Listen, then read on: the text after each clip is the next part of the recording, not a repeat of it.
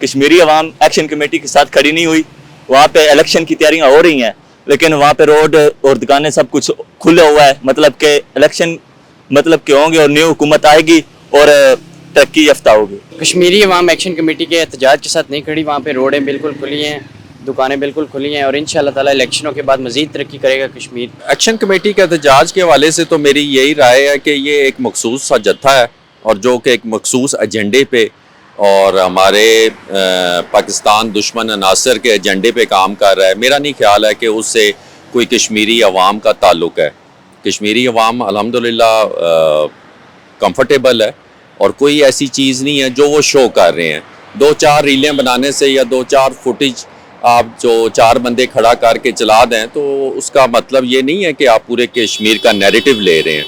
तो ये एक मखसूस एजेंडा है और इस एजेंडे को भी मेरी तो गवर्नमेंट से अपील है कि इस एजेंडे को जो है वो निस्तो नाबूद किया जाए। अभी जो इलेक्शन हो रहे हैं कश्मीर में, इलेक्शन की भरपूर तैयारियां जारी हैं। सड़कें खुली हैं, रोड खुले हैं। हाँ, ये जो चंद अनासर हैं वो इंडिया से फंडिंग लेके पाकिस्तान के खिलाफ बोलते हैं। जो कश्मीरी अवाम है उन्होंने उनको मुस्तरद कर दिया है, वो उनके साथ नहीं खड़े हुए। ये कश्मीर में जो इलेक्शन हो रहे हैं जी, ये बहुत ज़बरदस्त बात होने चाहिए। ठीक है, ये चंद अनासर ऐसे जो हैं जो वहाँ पे गलत फहमियाँ पैदा कर रहे हैं लोगों में। ठीक है, ये चीज़ नहीं होनी चाहिए।